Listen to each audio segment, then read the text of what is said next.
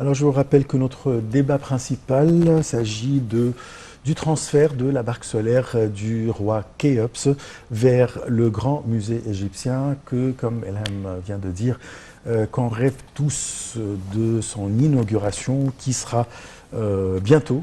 On ne sait pas exactement de date, mais ça sera bientôt. Ce musée qui abritera l'histoire pharaonique égyptienne, l'histoire de l'Égypte ancienne.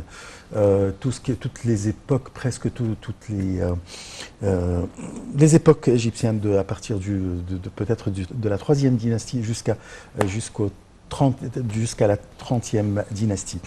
Pour parler de ce sujet, je vous rappelle le transfert de la barque solaire de Khéops vers le grand musée égyptien. Nous avons le plaisir d'accueillir au bout du fil Monsieur Simon Sawyer, vous êtes égyptologue. Bonjour. Bonjour.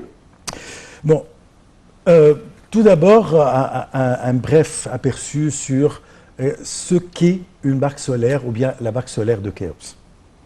Alors, la barque solaire de Khéops est un travail exceptionnel qui a été récupéré de la troisième dynastie dans un état intact et le travail a été retrouvé dans la zone de Giza, dans le complexe des pyramides, dans la grande pyramide du roi de 1500 ans avant Jésus-Christ, et elle a été conservée à la perfection. Et l'Égypte en a fait un grand travail pour la mettre dans le musée. Le bateau construit par le roi, il est considéré le deuxième roi de sa dynastie, qui est la quatrième, de l'ancien empire de l'Égypte. Et le travail, pour y être placé dans cet endroit, il a fallu en faire un canal qui relie le fleuve avec le plateau. Il a fallu ramener le bois lui-même de cèdre du Liban. Ça veut dire un transfert d'une date pendant laquelle le monde entier n'avait aucune connaissance de la marine ou de la navigation dans la mer. Et l'Égypte a pu le faire pour laisser pour nos jours le bateau le plus ancien, le plus grand, le plus large et le mieux conservé de l'Antiquité, 43 mètres point 6 de longueur, 5,9 mètres de largeur, et il a été identifié le bateau le plus parfait de l'époque avant Jésus-Christ qui a été préservé, réalisé. Il s'appelle dans le monde entier Masterpiece of Woodcraft. Alors, cela aujourd'hui place l'Égypte en tête de la planète Terre pour les bateaux de rivière, et l'Égypte représente avec cela la connaissance de la navigation, la connaissance pour les rameurs, la connaissance de nos menuisiers, une découverte absolue par le pays en 1954 par M. Kamal El-Malak, et le travail, il a été pendant des années et des années par une connaissance très impressionnante de la méthode de fabrication des cordes, du bois, des cabines, et on l'appelle cela le shell, ça veut dire le modèle du coquillage, une technique unique qui a été réalisée par un système complètement égyptien, comme le système de Tonoya Mortaise. Le bateau, il a un fond plat, il a été composé de plusieurs planches, il ne possède pas une quille, et ça c'est vraiment très, très rare de trouver un bateau sans quille qui est capable à naviguer dans les rivières et dans le fleuve du Nil. Ce travail, il a été avec une matière comme l'herbe pour empêcher l'entrée des eaux à travers la différence de millimètres qui se trouve entre les planches de bois. Il a été de nouveau reconstitué par un autre ingénieur égyptien, M. Ahmad Youssef Mustafa, et il a fait une grande étude pour les bateaux de mer de rivière en Égypte. Concernant ce bateau, on l'appelle bateau solaire. Alors le bateau solaire, il est supposé non pas seulement de ramener le roi pour sa tombe, mais aussi bien pour faire le voyage vers l'éternel avec le mobilier funéraire en direction du soleil, le dieu Ra, traversant le ciel et atteindre le paradis. Arrivé à ce point, nous, on est dans une pensée religieuse d'un dogme exceptionnel qui a rapporté la connaissance d'une vie après la mort, qui a rapporté l'Égyptien à faire un pèlerinage éternel. Khéops, il place aujourd'hui en face du public, en face du monde entier, un travail duquel on a une fierté absolue et il n'a pas d'équivalent au point que tous les pays du monde aujourd'hui se placent en compétition pour donner un coup de main pour que leur nom soit placé à côté duquel. Monsieur Simon Tsaïr, est-ce qu'il y a d'autres barques solaires qui ont été découvertes sur le plateau des Pyramides ou dans d'autres endroits en Égypte? Bien sûr, on a plein de bateaux solaires, incluant les scènes des tombes et des temples et des mastabas. On trouve les bateaux solaires exposés et qui montrent ce qui vraiment était placé dans les tombes. Nous, dans le plateau lui-même, on appelle ce bateau le deuxième bateau solaire.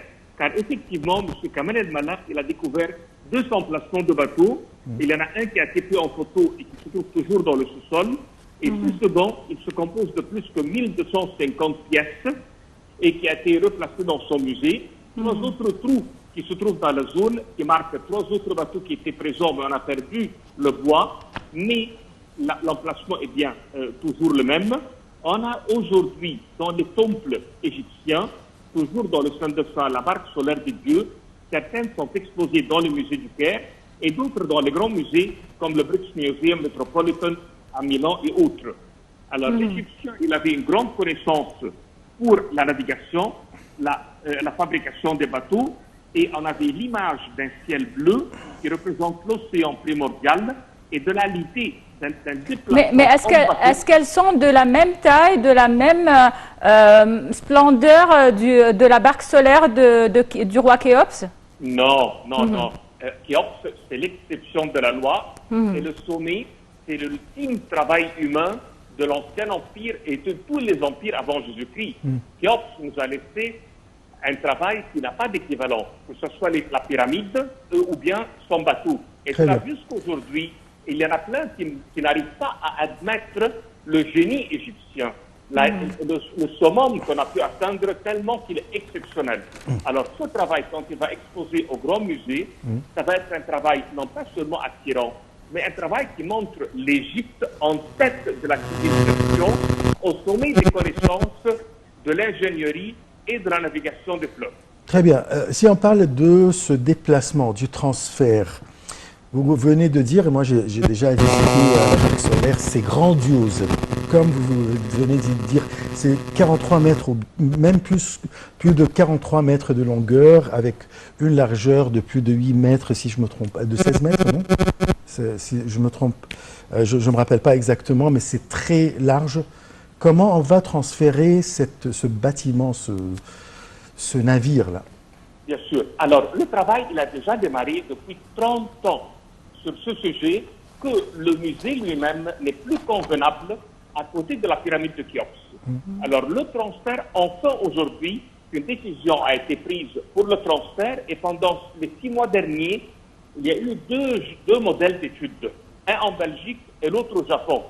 Alors, celui de Japon, JK, qui a bien travaillé dessus, Japan International Company Associé, qui a travaillé dessus, pour qu'il puisse savoir comment faire ce déplacement. On a fait plusieurs choses. La première, il y a eu un travail sur les ordinateurs, simulators, pour pouvoir savoir comment on pourrait transporter les pièces. Le second travail, il a eu lieu par la réalisation des voitures qui vont être comme le transfert des momies contre tout mouvement qui peuvent y toucher au bateau. Oui. Il va être défait, le bateau, décomposé en centaines de pièces et il va être photographié, filmé sur un système de simulateur fait par les Belges. Et une fois que le transfert y arrive au Grand Musée, il va y avoir un rassemblement des pièces une deuxième fois. Alors l'idée de le transporter en une seule pièce, il y a une impossibilité de la taille de 43 mètres avec les 6 mètres de largeur, mais on a l'avantage que ce sont les Égyptiens avant, en 1954, qui l'ont composé et qui l'ont remonté à sa place. Alors nous, on possède la connaissance pour le défaire et le refaire comme on a déjà fait ce travail avant. Alors, pièce par pièce serait photographiée et numérotée et déplacée, remontée à la perfection avec la coopération des compagnies égyptiennes et l'expertise internationale concernant le système simulator et les voitures. Alors, Monsieur Simon Sawyer, égyptologue, merci beaucoup pour toutes ces explications concernant donc un chef-d'œuvre de l'Égypte antique, la barque solaire. Surtout, on a parlé de la barque solaire du roi Khéops. Merci beaucoup et passez une excellente journée. Donc, merci Achraf et passez une excellente journée. Merci Elham, je vous remercie et très très bonne journée à vous.